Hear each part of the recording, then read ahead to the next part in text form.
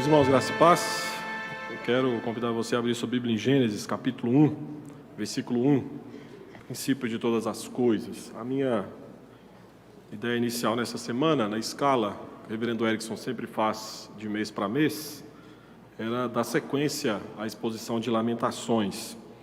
E nessa semana, Deus me agraciou com mais uma semana de módulo doutorado, e um dos exercícios propostos pelo professor foi que voltássemos para as nossas igrejas e pregássemos em Gênesis capítulo 1. Então, aqui estou com vocês fazendo esse experimento homilético.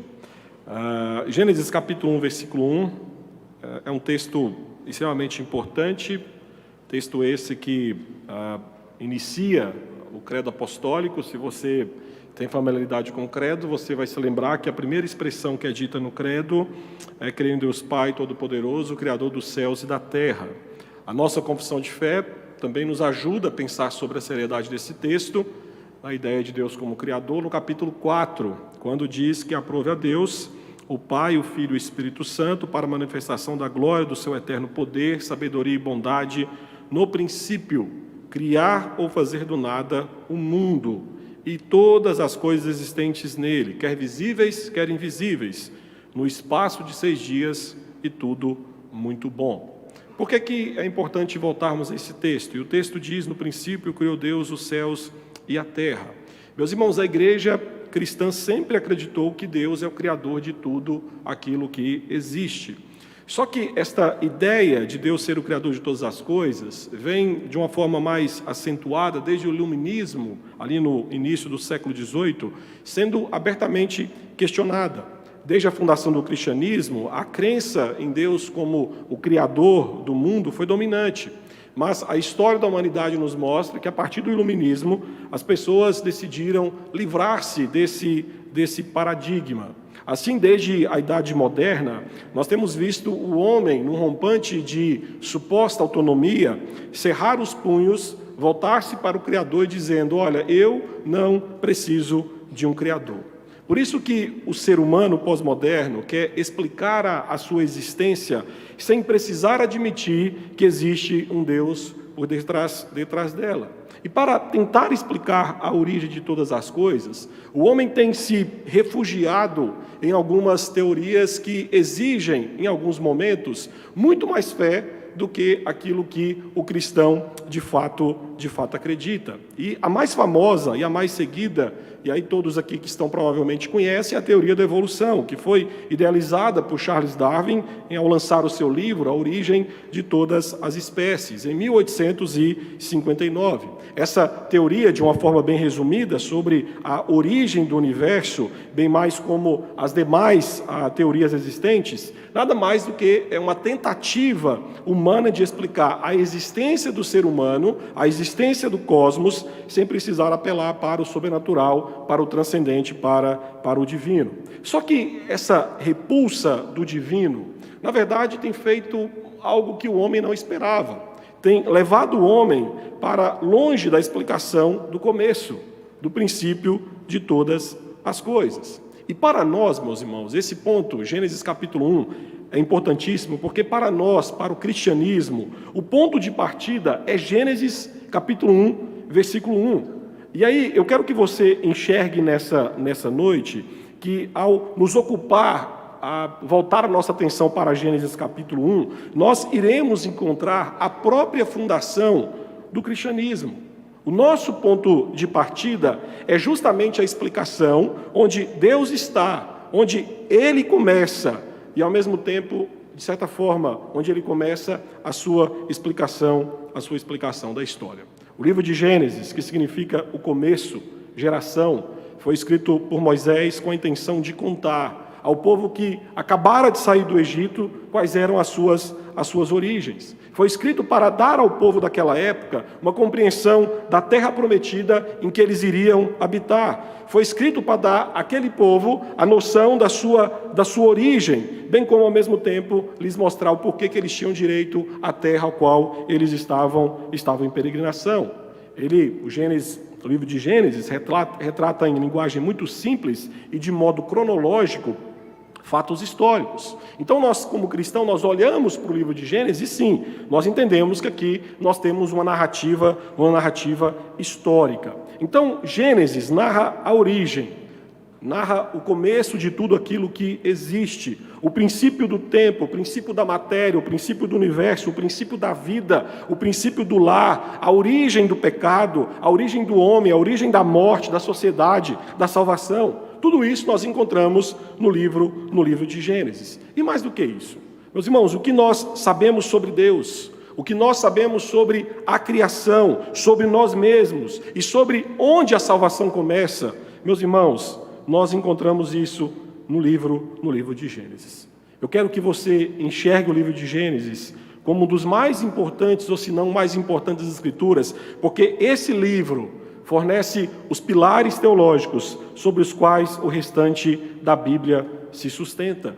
De certa forma, Gênesis leva o leitor, ou leva a mim e a você, de volta ao momento super importante da criação, quando o Criador onipotente criou por meio da sua palavra o universo e tudo aquilo que ele há. Gênesis capítulo 1, versículo 1, apresenta para nós então Deus se revelando.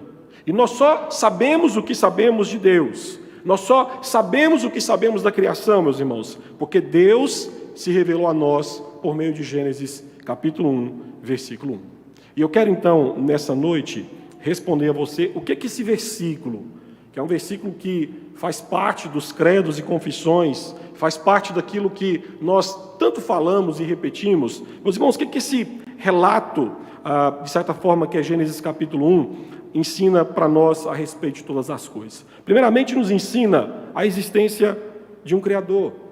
Meu querido, a afirmação inicial da Bíblia apresenta Deus como a causa primeira, o princípio, a fonte soberana sobre todas as coisas. A sua existência é admitida como a fundação incontestável de toda a verdade, não se fazendo aqui em Gênesis necessário apresentar provas da existência de Deus. A Bíblia afirma a existência de Deus, e um fato interessante em Gênesis é que a Bíblia não se preocupa em começar provando a sua existência, porque esse fato, em Gênesis capítulo 1, é visto como algo indiscutível. A palavra do Senhor é taxativa. No princípio, Deus. Pressupondo aqui, sem possibilidade de dúvidas, a existência desse Deus.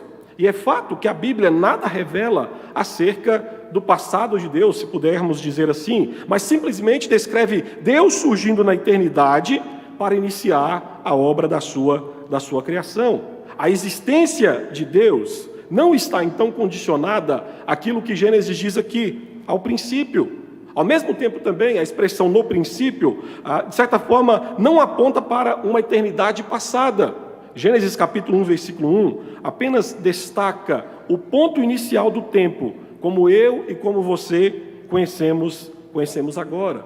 Como Criador, ele é chamado de Elohim.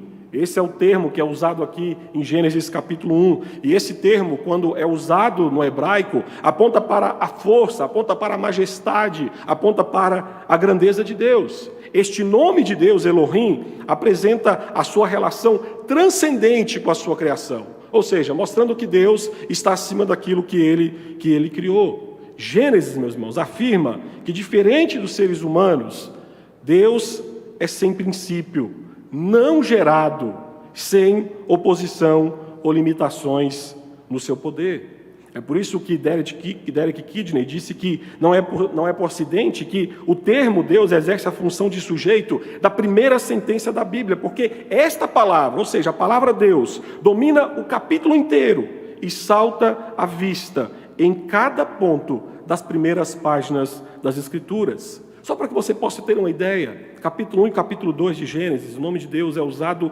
35 vezes. Não só nesse versículo que lemos, mas em tantos outros dessa narrativa.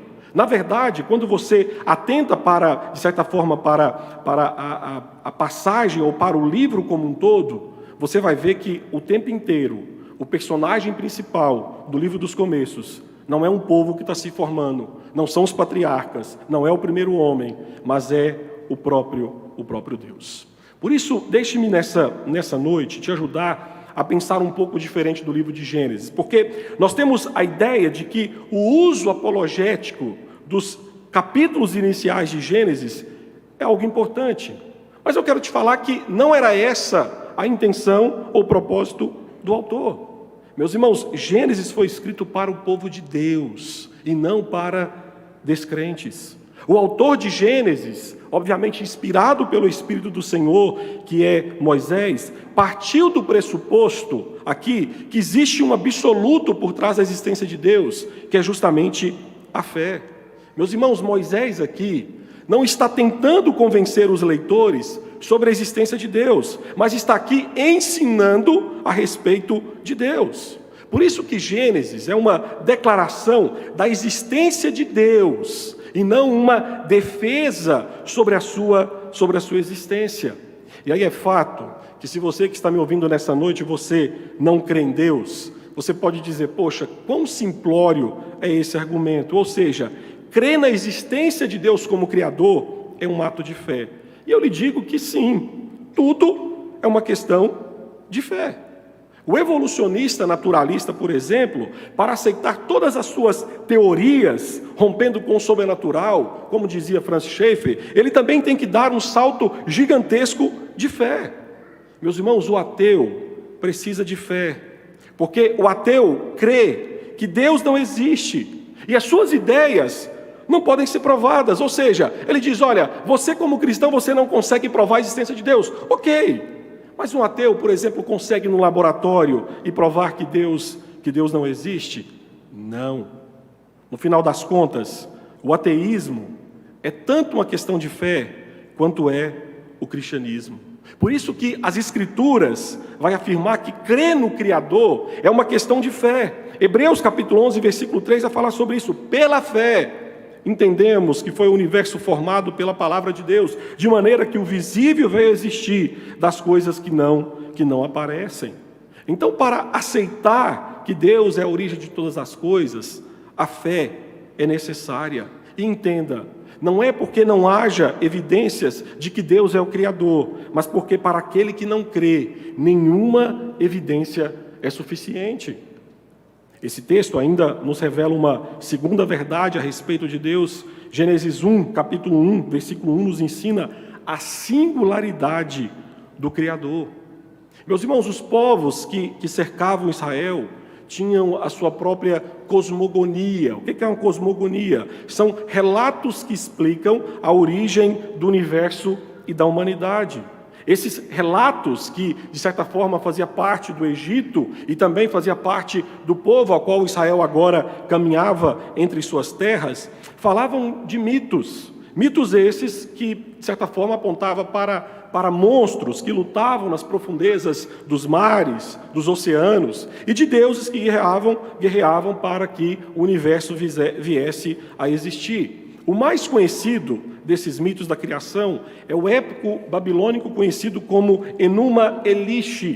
Ele foi descoberto em 1849 nas ruínas da biblioteca de Arsubanibal, em Nínive, onde hoje é conhecido como Iraque. Segundo os historiadores, esse épico babilônico foi escrito no 7º século a.C. Esse mito descreve que, na mitologia babilônica, os deuses, amorais e caprichosos, disputavam e brigavam uns com os outros.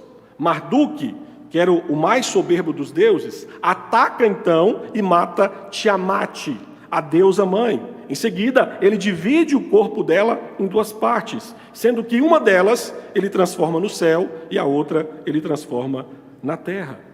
Por que eu estou citando isso para você? Para que você possa entender que, a julgar por esse mito, e pelo politeísmo que as 10 pragas nos mostram que existia no Império Egípcio, ou seja, existente ali nos povos vizinhos de Israel, a possibilidade, meus irmãos, do povo de Deus ser influenciado por essas histórias era grandioso.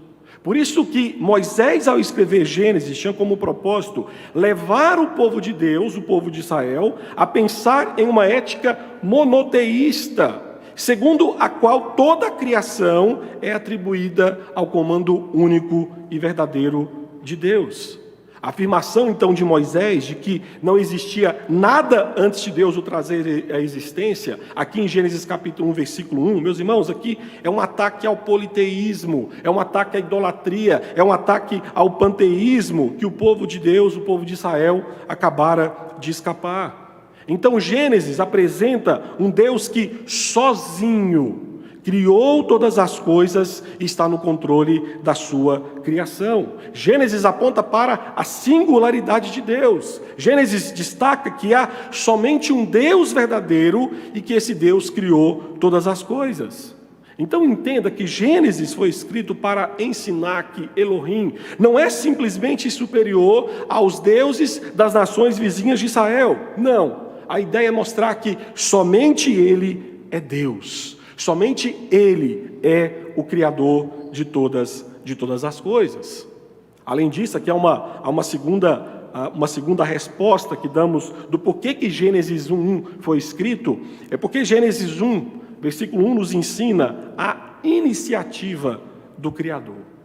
Meus irmãos, o texto de Gênesis afirma que no princípio Deus criou os céus e a terra. Essas palavras que são usadas aqui para céus e terra implicam que o mundo, o universo, a matéria não são eternos. Eles nem sempre, meus irmãos, nem sempre existiram, porque Gênesis 1 afirma que eles tiveram um começo. Nada no universo veio à existência por si mesmo, ou foi fruto do acaso, ou quem sabe de uma grande explosão, mas deve a sua existência a Deus. E é totalmente dependente dele. Gênesis afirma que Deus criou. E esse verbo criar, bará, em hebraico, esse verbo é usado exclusivamente para a pessoa de Deus. Ele aponta para a ideia de criar do nada. Literalmente seria trazer à existência alguma coisa nova, alguma coisa que ainda não foi vista. Em Gênesis, o verbo criou é reservado aqui, meus irmãos, apenas para coisas cruciais ou itens cruciais do plano de Deus. O universo, a vida animada, o homem. Esse verbo tem unicamente Deus como sujeito. E aqui em Gênesis, ele só pode ser usado para Deus porque somente Deus tem o poder de criar a partir do nada. Os teólogos sempre gostaram de usar a expressão latina creatio ex nihilo para apontar que o universo não foi criado pelo nada, mas ele foi criado do nada. Ou seja, quem criou o mundo foi Deus. Porém, Deus não tinha algo material para usar a fim de criar o mundo. Então, Ele precisou primeiramente criar a matéria, para depois então criar o mundo. Isso não significa que a matéria seja uma extensão de Deus, como crê o panteísmo, porque Deus transcende a matéria. Meus irmãos, na verdade, Deus, com seu poder absoluto, criou tudo aquilo que nós vemos, que nós conhecemos, que é material e também que é imaterial. Deus criou do nada. E aqui tem um aspecto interessante que vale a pena destacar para os irmãos, que nesse versículo, Moisés deixa claro o que foi que Deus criou. Ele diz, Deus criou os céus e a terra. Essa expressão que é usada aqui, céus e terra, ela é chamada de merisma, ou seja, é quando o autor bíblico, ele usa um termo ou dois termos para representar o todo. Na língua hebraica nos dias de Moisés, meus irmãos, não possuía termos que nós conhecemos hoje para denominar o universo. Então, céus e terra representam aqui tudo aquilo que o autor e seus leitores concebiam como a criação do mundo, como a criação de Deus. Tudo aquilo que eles podiam ver e perceber, tanto nos céus como na terra. Então, essa expressão céus e terra serve, de certa forma, para expressar aquilo que é maior, ou seja, Deus criou tudo o que existe em toda a criação. E aqui é importante também você se lembrar que as partes individuais, a terra e os céus, não representavam aqui para os leitores originais as mesmas coisas que representam para nós hoje. A tendência nossa de lermos aqui céus e terra é pensarmos com a nossa cabeça da geografia que nós aprendemos. Não, meus irmãos, Moisés não tinha uma visão clara do que é o globo terrestre, o planeta Terra. Moisés não sabia das suas rotações, das suas translações, do sistema solar como conhecemos hoje. Por isso nós não podemos ler Gênesis capítulo 1, versículo 1, com a ideia do planeta azul que conhecemos hoje, porque esta não era a visão do autor e dos leitores originais. Portanto, na visão do autor, no princípio, Deus criou todas as partes do universo que lhe era conhecido. O lugar geográfico que ele pisava, ele vai dizer a terra. O que estava acima dele, os céus. E tudo aquilo que neles existem. O sol, a lua, as estrelas, os animais, as plantas, os homens e por aí vai.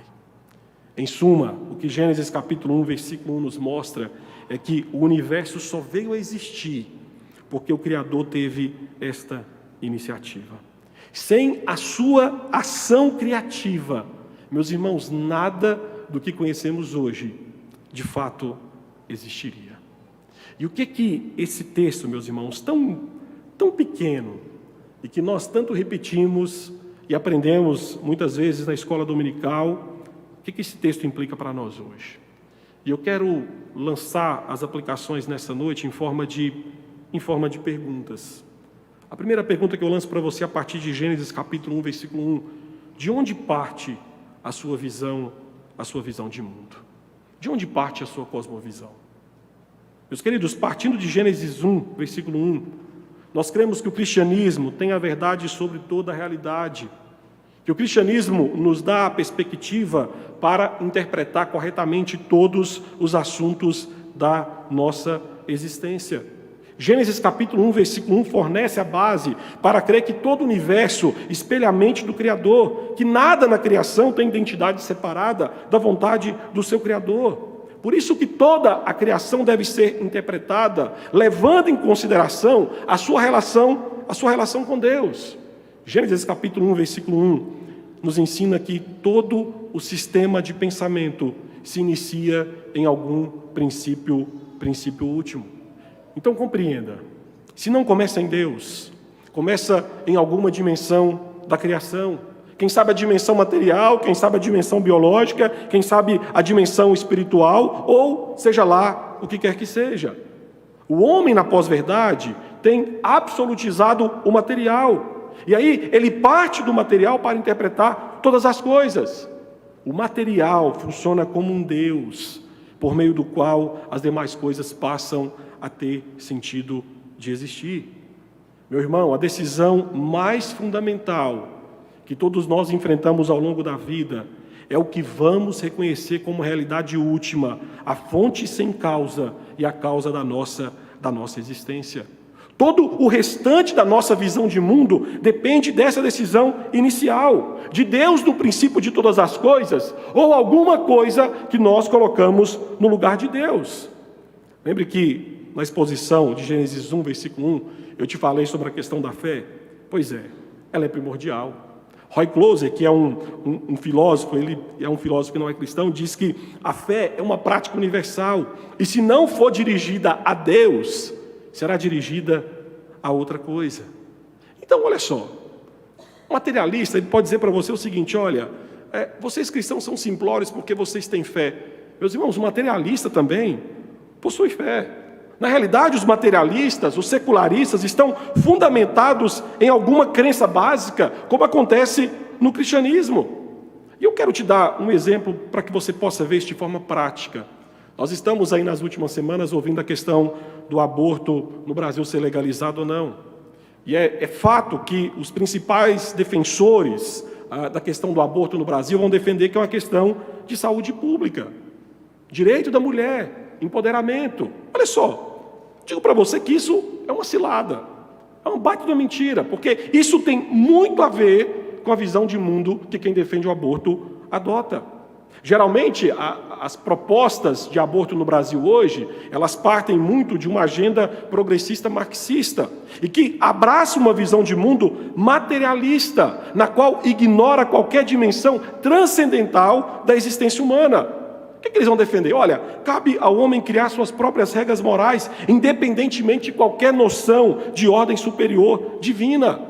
Nesse sentido, a vida humana perde a sua sacralidade, pois se uma pessoa nada mais é do que um amontoado de células, ao invés de ter sido criado à imagem e semelhança de Deus, meu irmão, ele pode ser abortado sem qualquer pudor. E olha, eu digo para você que a tristeza é que nós ainda não entendemos que o cristianismo já não funciona mais como a lente para interpretar toda a realidade. Meus irmãos, o mundo já não olha mais para o cristianismo como, até antes do iluminismo, como a verdade absoluta. Por isso que, de certa forma, nós como igreja, nós estamos, em alguns momentos, temendo tratar de alguns assuntos discutidos na sociedade, porque isso revela quem somos e, ao mesmo tempo, o que nós cremos. Como cristão, deixa-me te falar uma coisa, a nossa visão de mundo não é neutra. A nossa visão de mundo parte de Gênesis capítulo 1, versículo 1, que Deus existe e Ele é Senhor sobre tudo e sobre todos. O cristianismo não começa com qualquer coisa da criação. O cristianismo começa com um Criador transcendente. Então, logo, nós podemos ser limitados em nossas perspectivas individuais a respeito do mundo, sim, mas nós, como cristãos, nós temos acesso à perspectiva da eternidade por meio da palavra revelada do Senhor. Moralmente, como cristãos, nós não somos neutros e nós não temos a intenção de ser. A nossa visão de mundo começa em Deus, e é a partir de Deus que nós interpretamos a nossa realidade. Tem uma frase do Chesterton que é muito interessante, que ele diz que quando nos lembramos que somos cristãos, nós temos que admitir que o cristianismo é a verdade, mesmo que seja um absurdo. Mesmo que seja um absurdo. E é por isso que nós continuamos defendendo que existe um Criador, e esse Criador é o Deus revelado na sua palavra. Por mais absurdo que possa ser, o dia que tirarmos isso do início da nossa cosmovisão, nós deixamos de ser cristãos. Uma outra implicação desse texto, de Gênesis capítulo 1, versículo 1. Meu irmão, o que lhe dá propósito nesse mundo de dores? Para o cristão, não é suficiente que no início de todas as coisas Deus esteja lá. Para nós, como cristãos, é crucial que Deus não esteja em silêncio. Porque quando Deus cria e Deus fala, Ele dá propósito à sua criação. O mundo, pós-verdade, acredita que não existe um Criador. E como consequência, que não existe um propósito. Tudo o que nós vemos se desenvolveu por acaso, do nada. No lugar de Deus, como Criador, o evolucionista, o ateu, por exemplo, tem colocado a sorte, o acaso como Criador verdadeiro. E pelas lentes naturalistas ou evolucionista, meus irmãos, o mundo caminha sem sentido. Não é à toa que uma das maiores crescimento, de certa forma, de filosofia de vida, que cresce entre aqueles que ignoram a existência de Deus, é o niilismo. O niilismo é uma filosofia de vida que diz que totalmente é sem significado, é sem razão. Essa vida, o que nós fazemos aqui, é tudo o que temos. Meus irmãos, não existe Deus, um Deus que nos fez, um Deus que nos conhece, não existe um Deus que nos conforta, e quando nós morremos, bem, não tem nada para nos receber, não tem Deus para nos receber na eternidade. Só existe essa vida, por isso vá, desfrute e aproveite a sua vida, porque você só tem o agora. O agora é tudo que você tem. Você não veio de nada, você não é de ninguém, você está aqui para cumprir propósito nenhum. E eu lhe digo que é em cima desse fundamento que milhares de pessoas têm edificado as suas vidas. Este pensamento, este fundamento de vida, inevitavelmente leva ao seguinte: quando a sua vida está sofrida, quando você está fisicamente mal, quando você foi diagnosticado com a doença terminal, seu casamento é bagunça, seus filhos são horríveis, seu chefe te demite, emocionalmente você está acabado, você é uma pessoa sofrida e a vida na terra está muito complicada para você. Simplesmente não existe ninguém soberano a quem você recorrer, porque você veio do nada e nada e ninguém poderá ajudá-lo, socorrê-lo, salvá-lo. Você consegue vislumbrar o desespero de quem fundamenta a sua vida na negação da existência de Deus? Porque a lógica vai levar a termos esse tipo de pensamento, ou seja, negar a existência de Deus no meio desse mundo de tantas dores, meus irmãos, é lançar-nos completamente ao desespero. Nós cantamos nessa noite, cobre-me. Meu querido irmão, se nós não crermos em Deus, como é que podemos dizer e recorrer a um Deus nos momentos mais angustiantes da nossa existência? O resultado disso é que as pessoas vão procurar conforto e consolo nesse mundo de dores em outras coisas. E aí não é à toa que você começa a ver o porquê que o número de suicídio tem aumentado de forma assustadora. Não tem para onde recorrer, não tem para onde correr. Se o que me resta é essa vida de dor, deixa eu terminar logo e resolver isso. James Packer dizia que para aqueles que não conhecem a Deus, esse mundo se torna um lugar estranho, um lugar louco, penoso, e viver nele é algo decepcionante e desagradável. Eu lanço para você ainda uma terceira pergunta. Se Deus não existe, como é que você pode saber o que é moralmente correto? Gênesis capítulo 1, versículo 1, fundamenta toda a história e fundamenta todas as leis que conduzem o povo de Deus em peregrinação nesse mundo.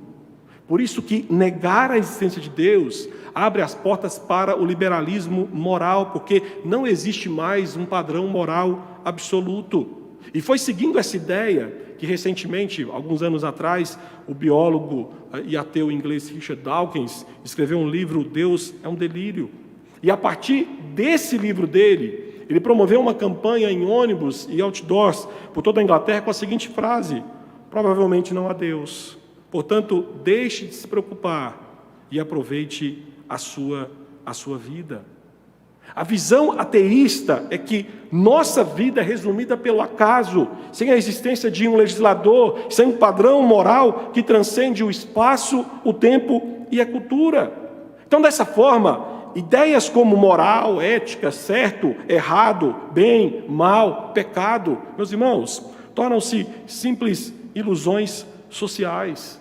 Pela ausência de regras morais que independem do ser humano, a moralidade do ateu ela torna-se subjetiva, ou seja, as regras morais derivam de convenções sociais. Em outras palavras, cada sociedade define aquilo que é certo e errado. Mais incisivo ainda, individualmente, cada um define aquilo que é certo e aquilo que é errado, porque nada mais é do que meramente um ponto de vista. Dentro dessa lógica, o pecado se torna o quê? Convenções pessoais, porque a Bíblia não define mais aquilo que é certo ou errado, é cada pessoa que faz de si mesmo o seu juiz. Olha, como é que essa lógica ela é problemática? Porque um pedófilo, um estuprador, uma mãe que faz um aborto, dependendo da sociedade, pode ser vista como boa ou como má, mas não pode ser moralmente responsabilizada. Entenda que o ateísmo nada mais é que a necessidade de retirar Deus de cena para que o homem possa ser entronizado, ser colocado num pedestal, criando suas próprias regras, vivendo do jeito que lhe faz melhor. As pessoas querem se sentir confortáveis em seus pecados e não há como fazer isto sem eliminar a pessoa de Deus. Por isso, retirando Deus de cena, todo o temor das consequências do pecado desaparece.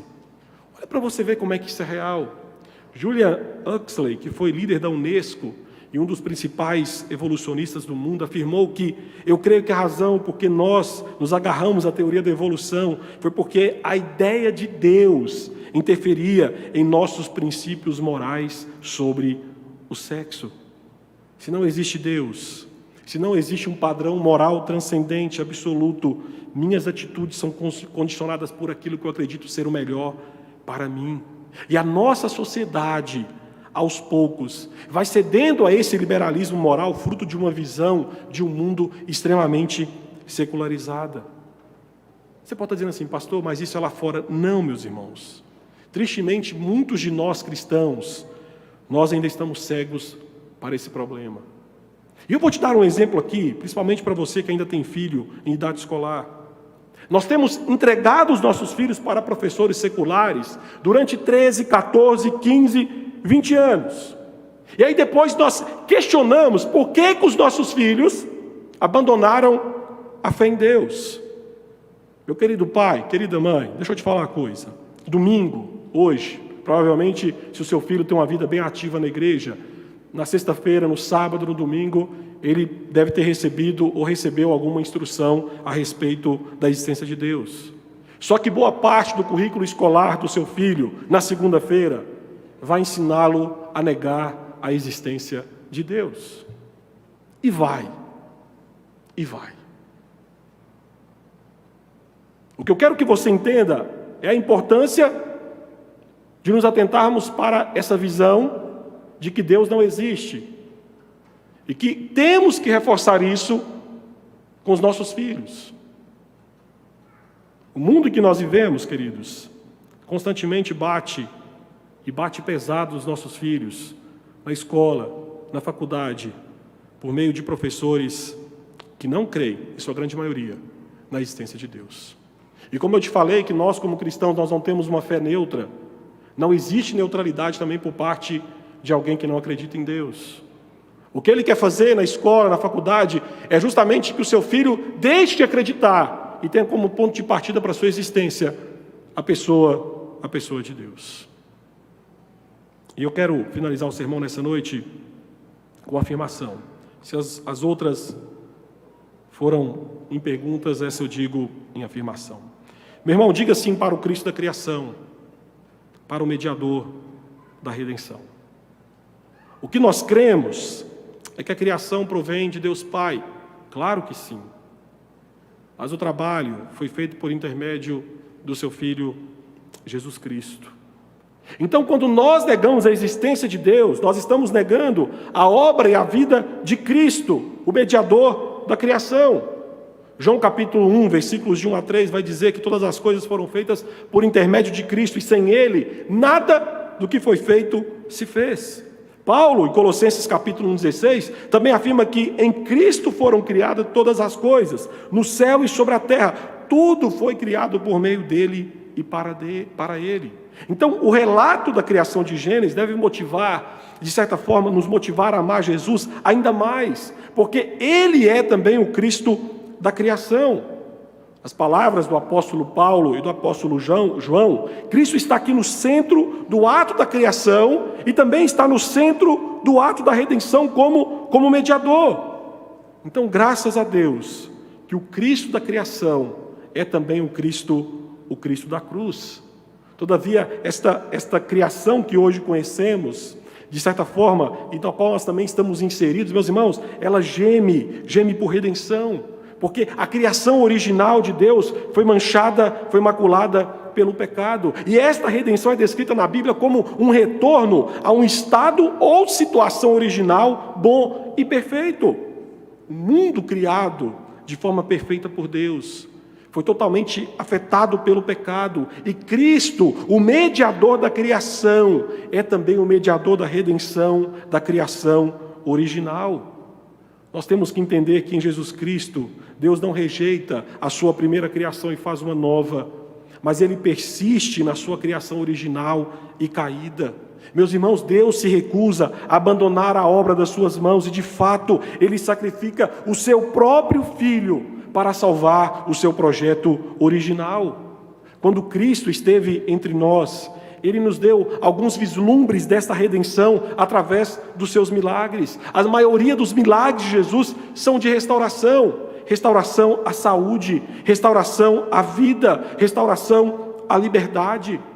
Os milagres de Jesus nos dão um exemplo do significado da redenção. A libertação da criação das algemas do pecado e do mal e a reinstalação da vida criada como planejada por Deus Pai. O que nós temos que ter em mente é que se toda a criação foi afetada com a queda de Adão, toda ela é recuperada pela obra salvadora de Cristo Jesus. Então, sendo assim, se eu negar a existência de Deus, consequentemente eu tenho que negar que um dia o mal cessará, que a morte não terá mais poder, que o mundo será restaurado, porque isto é fruto da obra de Cristo. Todavia, se eu creio em Cristo, em sua obra, consequentemente eu creio em Deus, e isso traz sérias implicações para a minha vida. Implicações não apenas de ordem escatológica, ou seja, apenas para a eternidade, mas implicações para o aqui e agora. Meu querido irmão, desde já, nós podemos crer que Cristo, como o Criador da vida, hoje restaura vidas caídas. Cristo, como o mediador da criação da família, hoje redime famílias esfaceladas pelo pecado. Cristo, como mediador da criação do Estado, hoje redime estruturas sociais afetadas pelo pecado. Ser nova criatura é acreditar que a redenção em Cristo acrescenta o remédio para o pecado, que a graça de Deus interrompe a nossa queda, e que quando Cristo voltar, esse remédio será totalmente aplicado sobre toda a sua criação, e ela será finalmente livre de todos os males do pecado. Crer em Cristo é crer que em breve Deus irá libertar a sua criação de todos os males do pecado, retornando assim ao projeto original narrado em Gênesis capítulo 1 e capítulo 2. Por isso eu termino o sermão nessa noite dizendo para você, meu irmão, contemple ao ler Gênesis capítulo 1, versículo 1, o Cristo da criação, mas depositando a sua confiança nele como Cristo da cruz. Que Deus nos ajude a assim vivermos.